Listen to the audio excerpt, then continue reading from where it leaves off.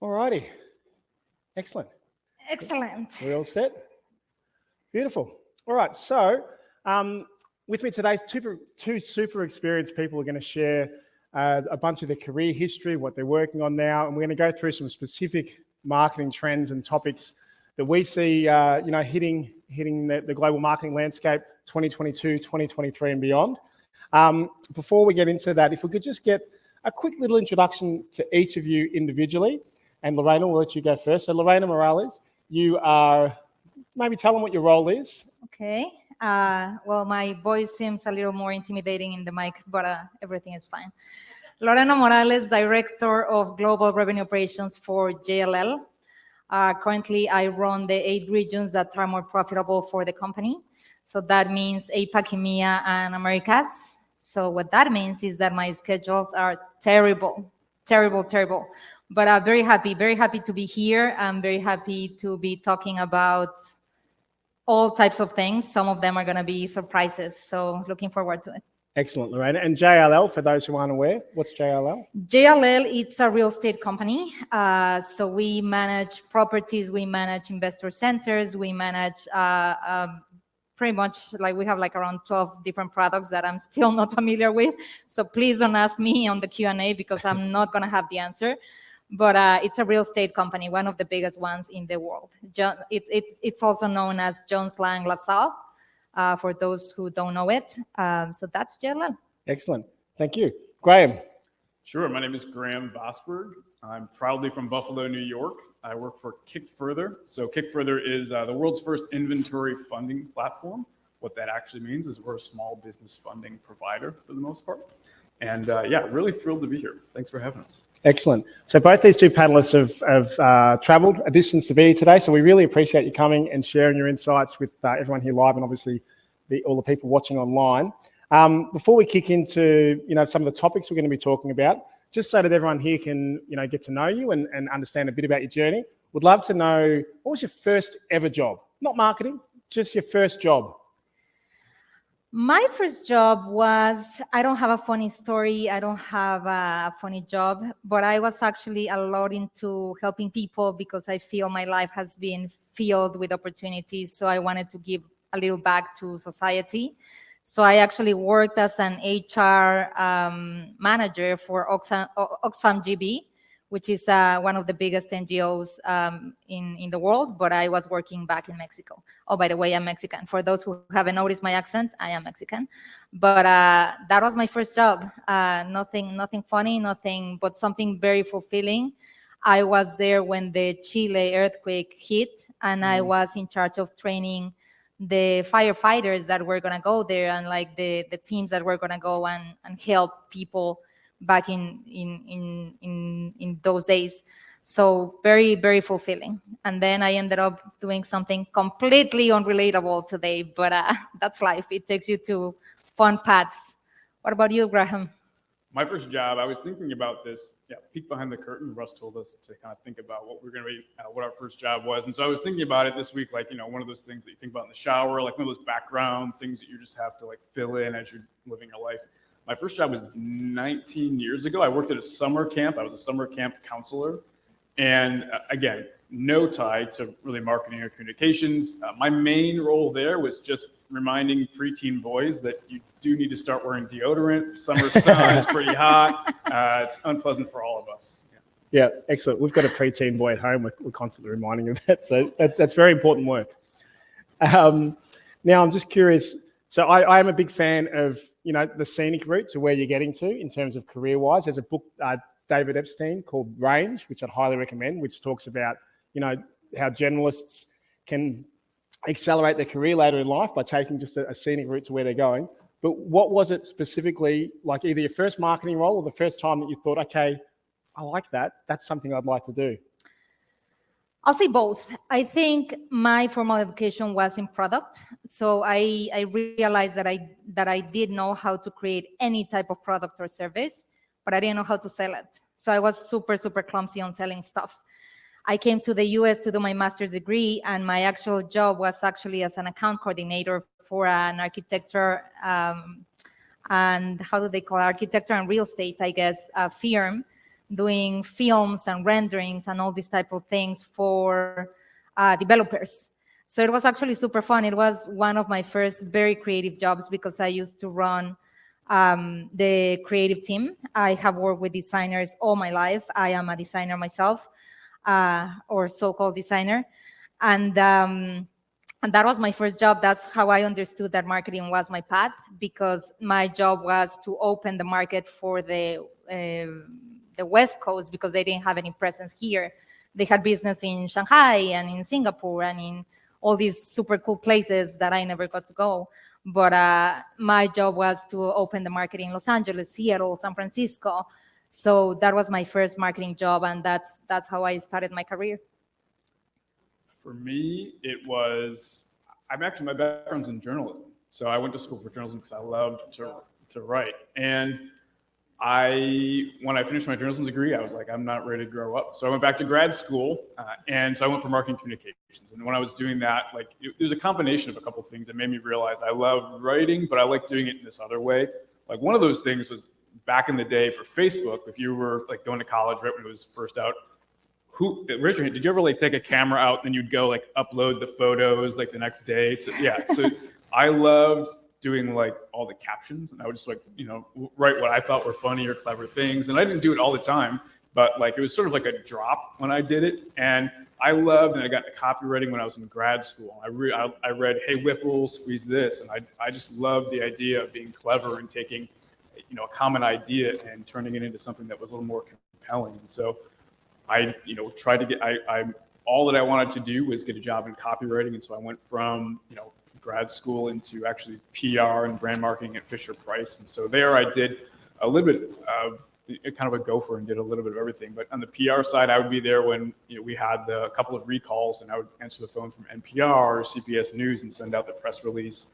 And it was, that was the formatted way of like learning how to communicate in a way that was strategic. And on the other side, the brand marketing that I really liked was learning how to make partnerships that helped elevate your brand and build sort of an affinity with these like kind of silent connections. So we did programming with Lifetime Fitness and Royal Caribbean, two partners that were chosen because they were kind of a premium price point. And so we would put maybe even at different airports around the country, or zoos have like different touch points in Fisher Price. And so it was there that I kind of got a peek behind what it takes to build all the things that create affinity. But what I found there was when you touch something in a really large company, by the time it gets out in the open, it's not as recognizable as when it was sitting on your desk. And so since then, I've been in either small teams at big companies or working at really small companies where you get to touch not just the whole thing, but a couple of different things and wear multiple hats. And that's what I love doing.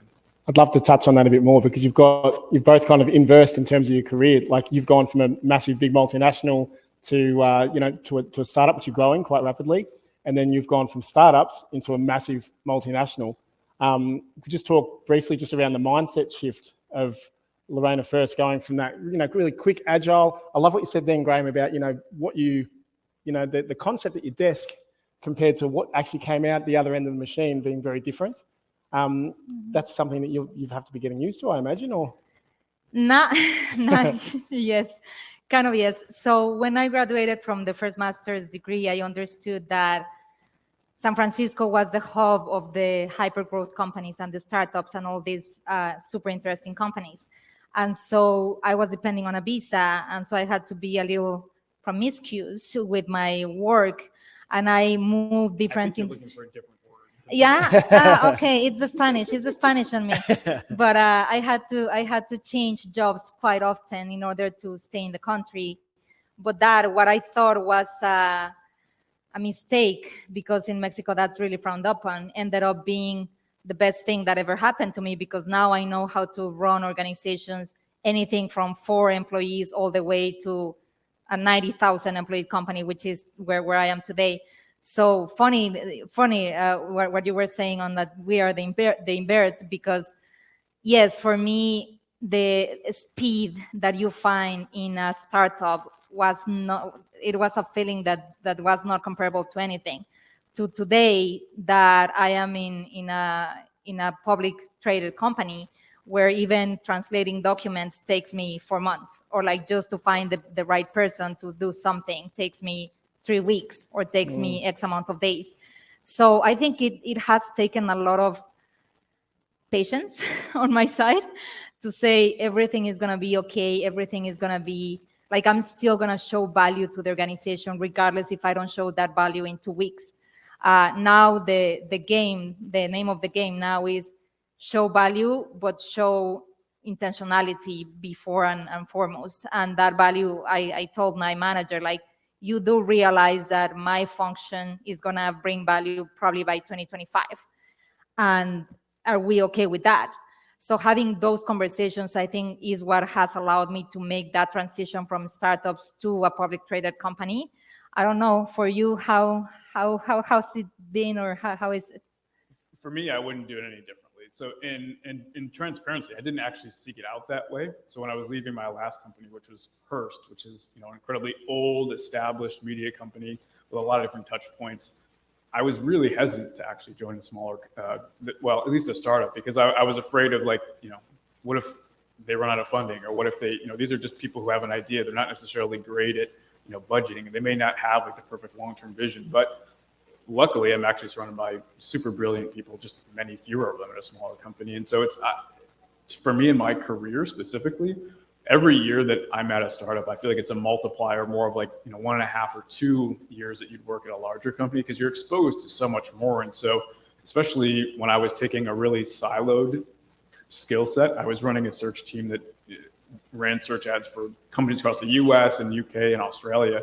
I was really good at that one thing. And so being able to join this smaller team where I was exposed to a whole lot more with it, outbound email, events, basically and being the only marketing hire for a couple of years, I got to touch so many different things. So, going back to that, kind of talking about just seeing the fingerprint of things at Fisher Price, my palm print is all over it, for better or for worse. And you can probably, ask which one is true, better or worse, of my superiors. I'm not always sure, but the fact that I've now I know how to do, like, financial plan for a whole company that not as good as the person who is at our company, but I've been exposed to it. I know what it's like to have to measure your cash position week in and week out.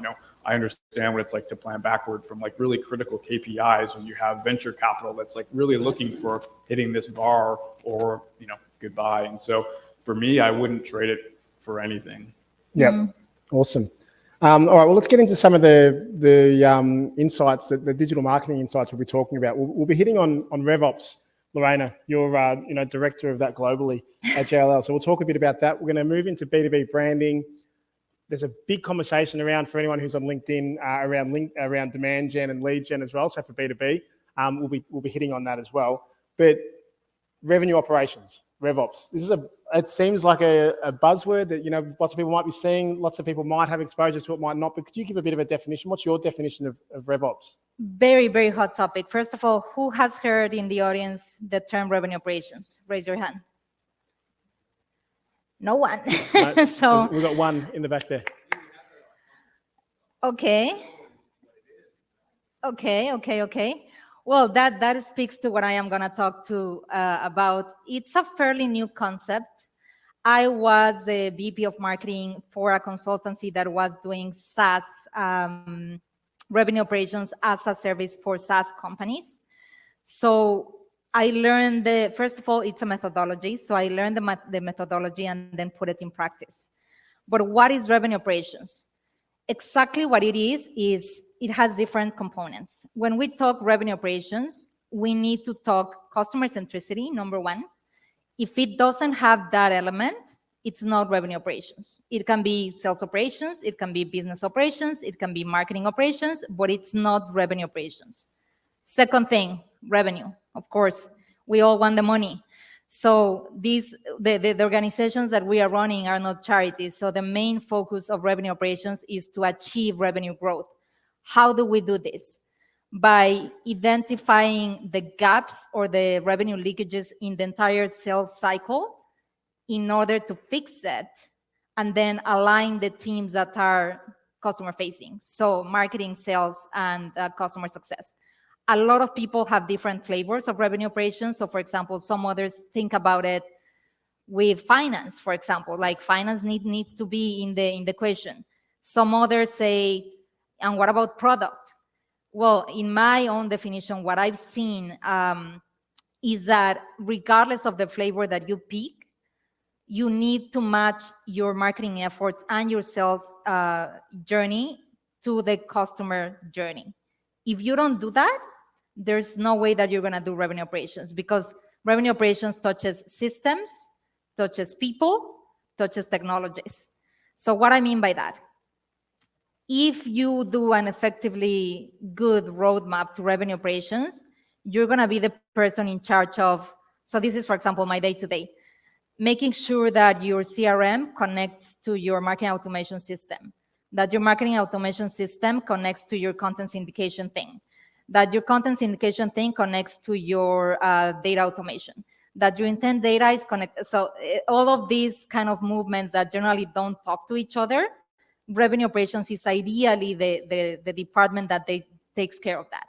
Then on another level, and on a more complex level, is the function, because it's a methodology that becomes a function, is a function that is in charge of making sure that all the people are in the right room. So for example, if you're having a conversation about budgeting for 2023, why you don't have customer success, for example, revenue operations comes and says, what if we bring customer success before the opportunity is created?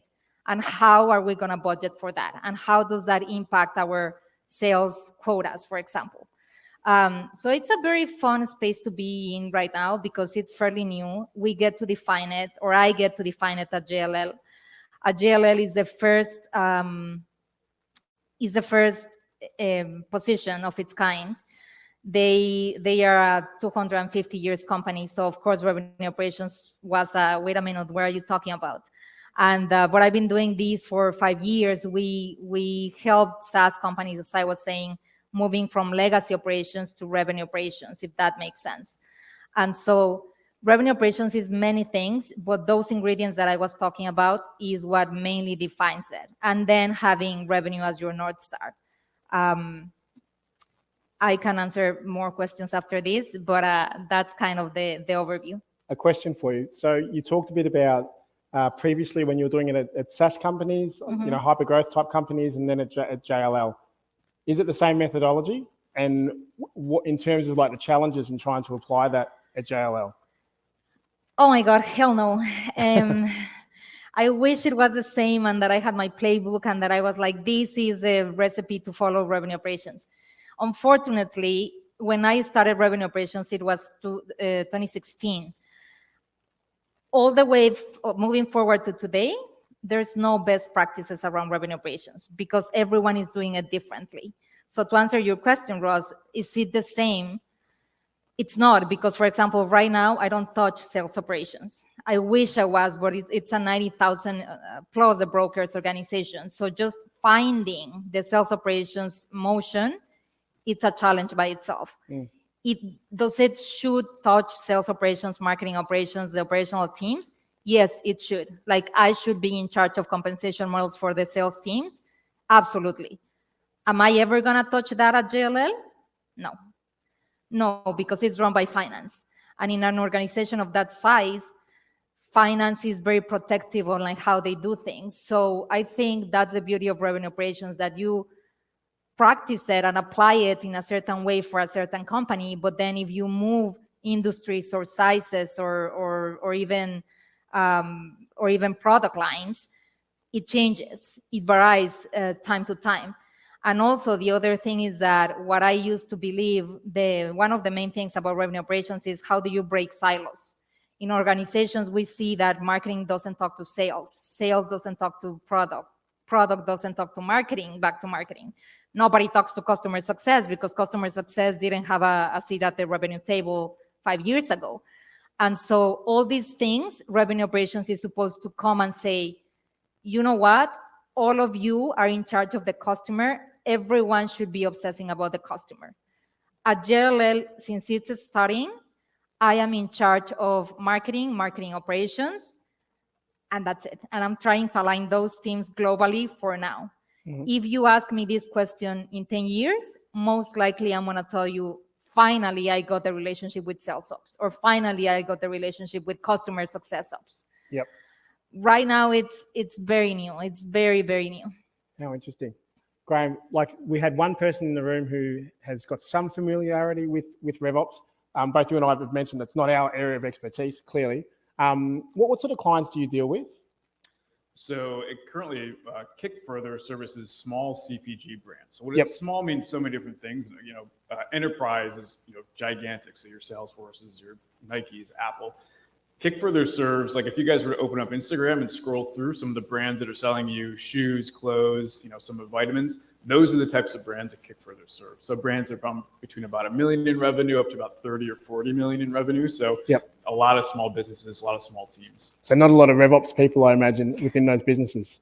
None. Yeah. So you're dealing more with, who are the people you're dealing with? Almost exclusively founders. So there you go. generally, like we're talking to companies that are between usually 1 and 10 employees, sometimes up to 20, 25. Yeah. Maybe like an employee per million once you get over like 5 or 6 million, something like that. So they're dealing with, they are RevOps without knowing it. They are marketing usually with, and they do know it. They are packaging, they are sourcing, they are everything, the supply chain, they are everything in a small business. Yep. Excellent. If we could just switch gears a bit, just around, because I'm sure there's going to be some questions on RevOps afterwards, but if we could talk to branding a little bit and B2B branding, because you've both got a fair bit of experience in this space. Graham, when we were sort of preparing for today, had some interesting perspectives on where B2B branding is compared to B2C and those types of things. What do you think is the biggest challenge for B2B brands to get out there and actually invest in that space? I would say probably buy-in, right? So Yep. like who works at a big company? I know this question was asked earlier. Who would say that they work at a larger company? Yeah, so like branding often can kind of seem like this ancillary thing to sales, right? Like it's all about the bottom line, all about the numbers, and brand is sort of this thing that is like a nice idea that helps sell like luggage or snacks. But like business to business branding is actually just as important as it is for any other company. And like, well, why is that? Well, first of all, like we talk often in like campaigns or like, whatever we're going to do over this 6 to 9 month period. And I kind of equate campaigns, they can kind of wither away. That's usually like a lust type thing. Like brand is usually like love, like it sets the bar even higher, right? It makes you be kind of the first thing that someone is thinking of when they know they need that service. And I don't have the stat offhand, but most business to business decision makers already have a brand in mind when they're going to make their decision. I think it might be as high as like 90%. So if only 10% of your market is really in there, that's where you're like mid-funnel tactics can come in. But like all up to that point, it's like getting the buy-in to build the brand. And a lot of times companies don't know what that means. So we have a marketing team or we have a sales team or we have whatever it may be. But like branding, it can be as simple as like, what does it sound like when we, send an email? What does it sound like on our landing page? You don't have to have a huge budget to invest in branding necessarily. Certainly you can buy your Super Bowl spot if that's like within your budget and you have the money to dump into that. But for like the company I'm in now, we're only really just now scaling to a point where we have the budget to start investing in some of that. But it doesn't, and we're probably a little behind the ball on, when to integrate some of those brand touch points. But it is absolutely, it's, when we write landing pages now, it comes from a voice and not necessarily just like bullet point, call to action. And what does that do? Like, our first big test of this, we took a landing page that had been like our winner over 2.5 years, totally flipped it. So we removed all the images. We actually made it long form copy instead of whatever it was before. We made the headline sort of counterintuitive. And all it was like fill out a form and book a call at the bottom of it. And we doubled our conversion. I was looking at it first couple of hours. I was like, nothing's come through. This is a total failure, but at least we tried it.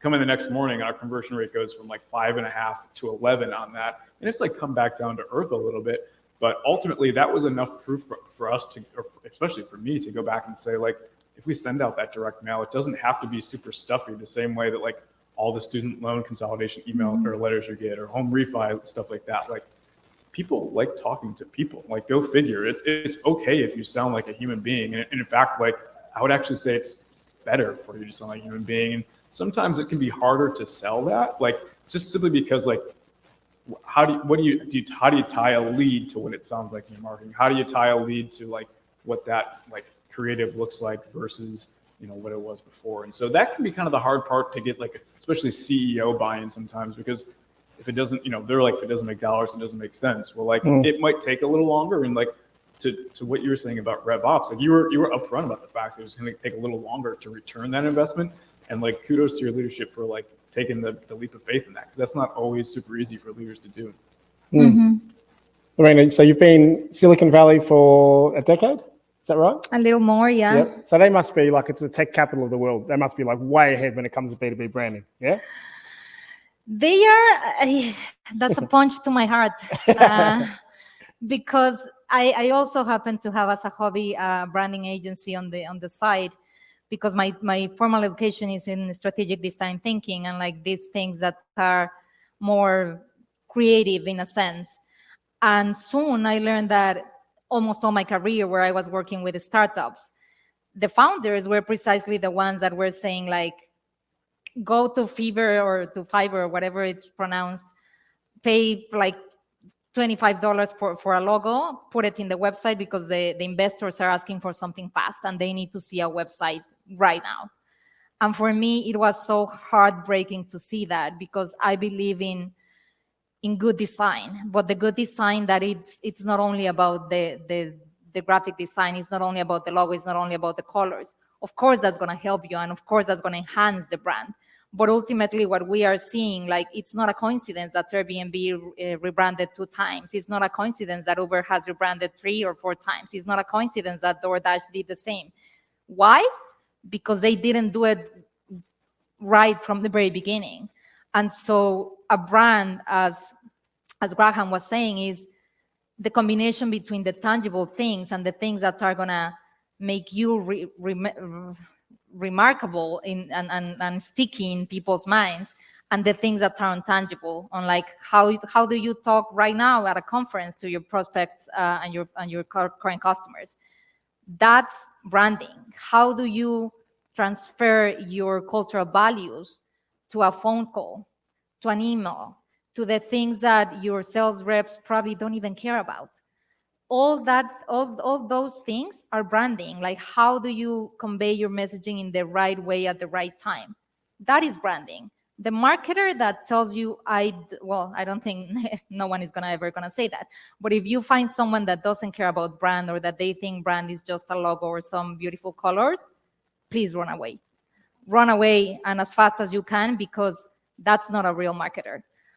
Branding is something so deep, and it's almost, we were talking about this in our discussion, it's almost like a leap of faith, where if you do it right, it's not always measurable. Let's have our peace with that. Like, you are not going to be able to measure every single thing around brand, and it's totally okay. There are other things that you can absolutely measure, and then you kind of find a balance between the things that you can measure and that you can prove ROI, and the things that there's no way that you're going to prove ROI, like a podcast, for example, which has been, I have asked this to every single marketer. How do you measure a podcast? And everyone is like, well, you can put like a code, and then you track that code. And then I'm like, yeah, but that's not really how you measure it.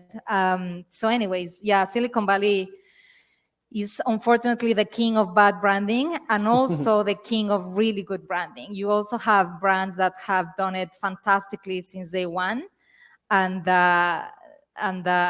you just need to kind of follow those that have done it right from the beginning.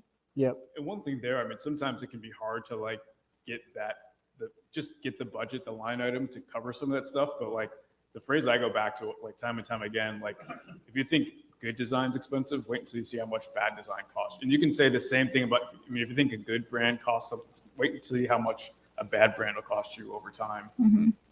Interesting point there too, Lorena, around, sales doesn't care about branding, but as someone who's worked in sales and marketing for a long period of time, and I've sold a product when the brand wasn't as strong, I've sold that same product as the brand has grown in the market, and it's a big difference. Like a good brand makes those conversations so much easier. It opens doors that didn't used to open for you. Do you know what I mean? They're things that, like, as marketers, if we can communicate those types of stories to the rest of the organization, it's surely going to help get better buy-in across sales, across leadership and the like.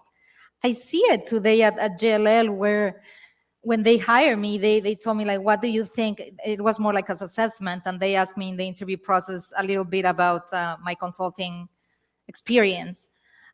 which, by the way, I don't know if that's okay in an interview, but okay, they did it anyways. And so they were telling me, what do you think about our outbound? And I said, I think every single company should do both, because JLL, it's a company that has been literally in the market for like 200 and something years, where we have not only survived, but thrived in the market thanks to our brand, because every single person knows JLL in the countries that we have a presence. Everyone knows who we are. So our inbound program was over the skies. And then we recognize that, wait a minute, yes, we're always going to have customers coming to us and asking for our services. But if you don't have an outbound strategy to complement that, or to do, for example, upsells and cross-sells, then that's a mistake. But that JLL is a perfect example of how you create a business based on good branding. Their taglines are well known all over the world. The logo is well known all over the world. The values, people join this company because they know the values around people. So, I mean, not that I'm proud to work there, which I am, but I think I'm selling here my company. But it's just a great example of something done right from the very, very beginning that can last forever. Yeah. You mentioned when we were preparing for today, was it a conference recently where there was a big JLL, like an investment in brand? Like, how was that? Can you maybe explain to everyone what that was? So we were just at a conference. Well, we also were in Davos, a conference in Europe, and we did another conference recently somewhere in the US. And our global CMO was posting on LinkedIn how effective the brand is, because everyone was after him on like, how are you going to measure that thing that you did? And the thing that he did was, in the entire building, the conference was, for example, at this hotel, and the entire building, they put like what is it, like it was almost like a digital screen in the entire building that had the taglines of JLL, and it was massive. Like, you enter the conference and everything was JLL, but it's starting from the walls of the building. And in my mind as a marketer was like, good luck measuring that, because views and eyes, like eyeballs, is one of the toughest things to measure, and it's one of the most expensive things that you can ever do, especially if you're going to do it through the entire building. And so I kind of smiled, but at the same time I was like, I'm so happy that I am not the CMO, because oh my God, the amount of pressure that you could have trying to measure something like that, it's crazy. I wish I had a picture here, because when I saw it, I was like, they went over the top, and it was digital because it was rotating the messaging, and it was like the big logo, and like you felt like you were in Vegas, and I was like, this should be expensive. I don't even want to ask, but who knows? We're never gonna know how they are measuring that. Yeah. Another thing that branding helps, demand generation. Graham, there's just so much buzz around demand generation now. Isn't that just branding? Is it not? Is it different? How does it differentiate? Because there's a lot of people, a lot of commentators out there, saying not so nice things about lead generation, as though it's a completely different type of marketing tactical strategy. So talk to us first. Demand generation, what definition? Well, there's a handful of, depending on who you see on LinkedIn, obviously Chris Walker's the guy who's sort of like, the face behind all of this. And I won't steal Russ's thunder. You made a great point about sort of it, this conflict between demand gen and lead gen, as if one is like the silver bullet, and that's like, marketers love doing the same things that we make fun of other people for. It's just like the buzzword thing that is actually going to be totally it. And, just to what Kate was saying earlier of like Tuesday mornings and now it's Wednesday or something like that. So demand gen, I mean, for me, like the outcome that I would be pursuing there is like, are you trusted? Have you built an authority of like being a resource in that space? Can you provide something of value outside of your own service? And are you doing it sort of with a little bit of a give first mentality? And, the give first mentality, that can be really hard, right? Usually lead generation is like this exchange of things. I'm going to gate this white paper, or, all I'm going to do is invest in channels where I can see dollar in, dollar out. And like, demand generation isn't necessarily that. And it would be totally disingenuous of me to say that I absolutely know what demand generation is, because none of us, fully know. Ultimately, what I would say is taking a step back to picture how can we actually be perceived in the marketplace as being someone who, rising tides lift all ships. And so ultimately there's, enough to go around. And I'm not advocating that we, lose the capitalist sort of mentality of building a business. But for me, demand generation means like we've taken an intentional step of being a value add to people in our space, even if I can't necessarily tie that click back today. Yeah, there was Erin, is she in here still? She talked yesterday around attribution and incrementality, and demand generation is one of those things that you can't always attribute to a dollar in, a dollar out. Are there people in the room, like, if I could get a show of hands, who's got a company they think does demand generation really well? Yeah, okay, no, fair enough. It's just such an interesting conversation going around right now, and especially because Chris Walker. I don't know. I feel like there's almost like a cult of Chris Walker, of this dude. Like there's an evangelism around it. I don't I've mind got my him. tattoo here. Yeah. But there's all these terms: dark funnel, dark social, all this stuff that's happening. Like word of mouth, we used to call it, but it's just happening. In different channels. Your colleagues, your peers are saying these are platforms or products that you should be trying. There's a big friction around demand generation versus lead generation, as though they are two completely separate camps that are unrelated. But to me, good marketers know that demand generation sits here, lead generation sits here, and they work together. So yeah, I mean, it's just like there's no one tactic, right? And so you're trying to build out a marketing mix, to go back your marketing 101 class in college, you've got to have the whole thing, the spectrum of sales and interactivity. Imagine if you were trying to date, if you just had a single personality trait, that would be almost probably impossible unless you're crazy rich.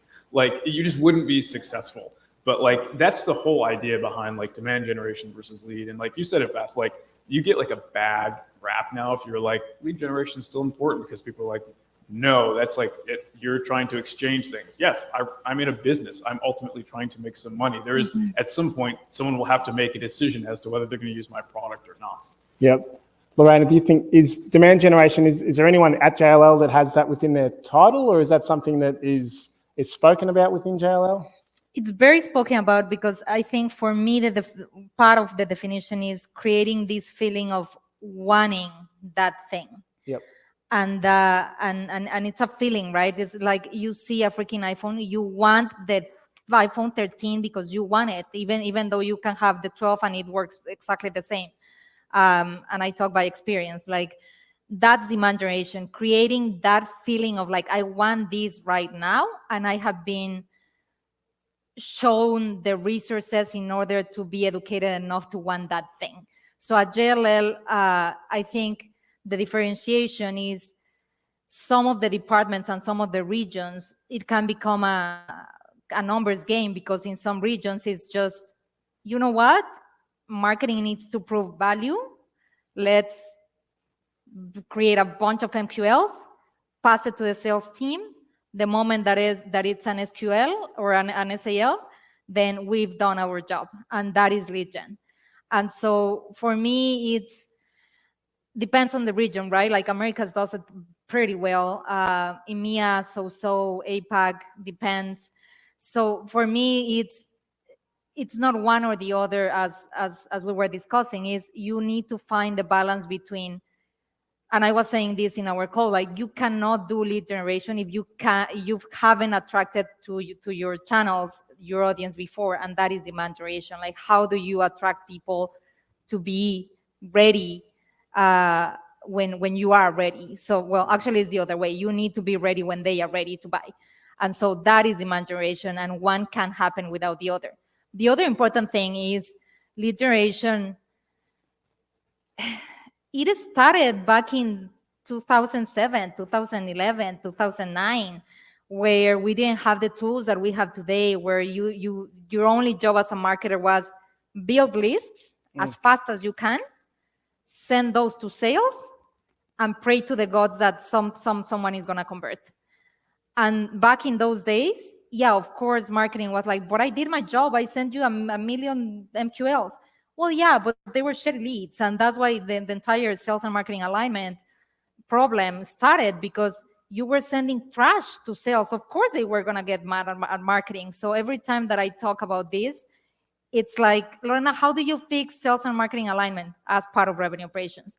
I'm like, people, the problem is not to fix sales and marketing alignment. The problem is get your demand gen programs in straight, and get your ABM programs on point, and get your entire GTM strategy on point. And that friction is going to be released organically. So I think it's more about how you practice your programs rather than if it's a sales and marketing alignment problem type of thing.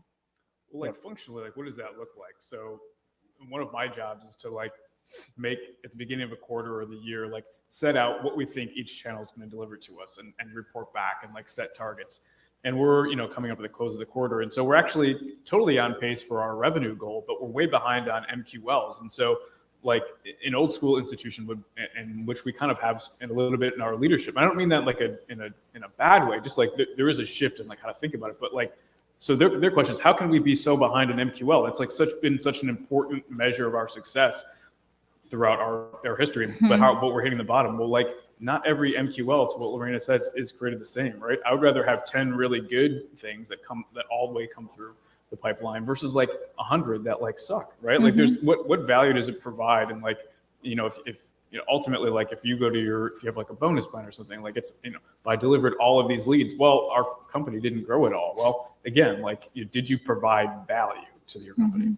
And that's a challenge too, because we talked at the very top around getting that executive buy-in, that top level buy-in. And I think this stat's about a bit old now, but a couple of years ago, the average tenure of a CMO, does anyone remember that? Years or something, right? It's a lot less than that. It's like, it was 15 months. Oh, okay. And it's now going to be a lot less than that because of all the things we've gone through. But if you think about demand generation, B2B brand building, all these things we've spoken about, it take a bit longer than 12, 15 months. So you've got, us saying that this is the way it should be done. Then you've got boards and CEOs going, yeah, that's great, but you get, we're going to pull the rug out on you if you don't get your MQL numbers. Well, our buying cycle is like 90 days at a minimum. So like think about that CMO, they're putting something in place and they've got the buy-in, and then suddenly like, let's say it's only 12 months. You only have potentially like 4 cycles. And what happens if you've had to reposition? What happens if you've had to introduce a new product? Like you don't have nearly enough runway to establish whether or not you're being successful with that. Yep. Well, at least you can iterate faster with 9-day cycles. Like for me, it's like 5 years sales cycles.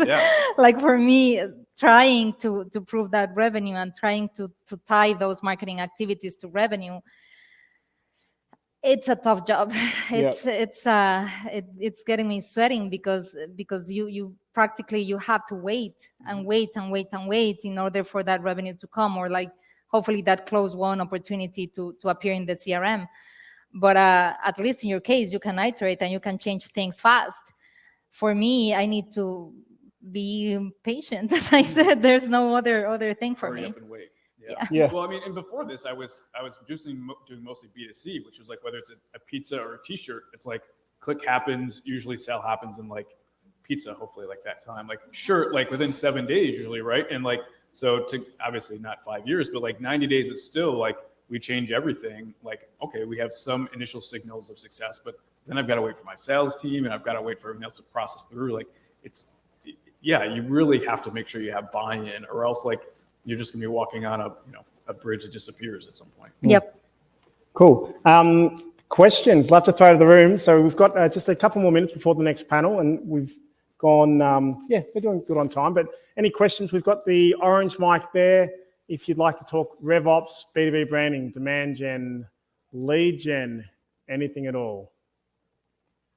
No, we're fully consumed. We're all good. Okay. Very satisfied. That's the word I was looking for. They either love it or they didn't understand a thing. I don't know which one. Yep. Oh, we've got a question over here. Thank you.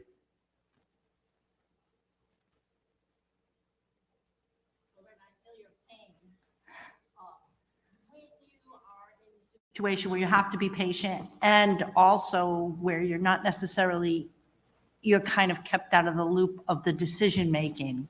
And you see that, and you can feel and know that the decision making isn't necessarily the right decision. How do you maneuver around that? What's your tactics for things like that? Because I see that happening all the time, and they want me there, but they don't want me there.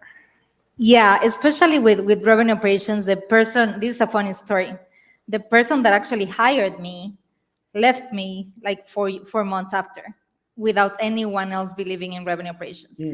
So to your question, what did I do is going back to my design thinking skills to say, I need to show quick wins in order to show value and say, this is something that you need to invest in. So for example, one of the first things that I did was, nobody's paying attention to Japan. Let's activate them in lead management. Let's go to Japan and say, what is an MQL for Japan? Does that matches what is an MQL for Germany? Yes or no? And so the moment that I proved that they were reporting in the wrong way, or they were not even reporting, that's the moment that they started to see like, wait a minute, maybe this function is starting to make sense, because there's no one single person in the organization that is vigilant of the sales cycle from end to end, or of the customer journey from end to end. Not even one in a 90,000 employee company. So this is the first one. So what do? Show the why, show the value first, because it's the same thing with our customers. We can, and Graham was talking about like gating content. I kind of believe in the opposite. Like, let's live in a world where we ungate things, because So you're saying ungate? Ungate. Oh yeah, I'm not saying ungate. Okay, so we're on the same page. Okay, I love it. So going back to that conversation on like, you need to give me something in order for me to provide you something, those days are gone. Like, you need to give something before that customer comes to the table. And it's the same with leadership. Like, if you don't have buy-in, show them the value first, ask for forgiveness later, do whatever you need to do. After that, I promise you that they are going to start believing in you, even if it's slow. So I hope that answered your question. Yeah, thank you. You're welcome. Excellent. Okay, looks like we are fully satisfied, so that's great. Lorena, Graham, thank you so much. Give them a round of applause. Thanks so much for joining us in this panel today.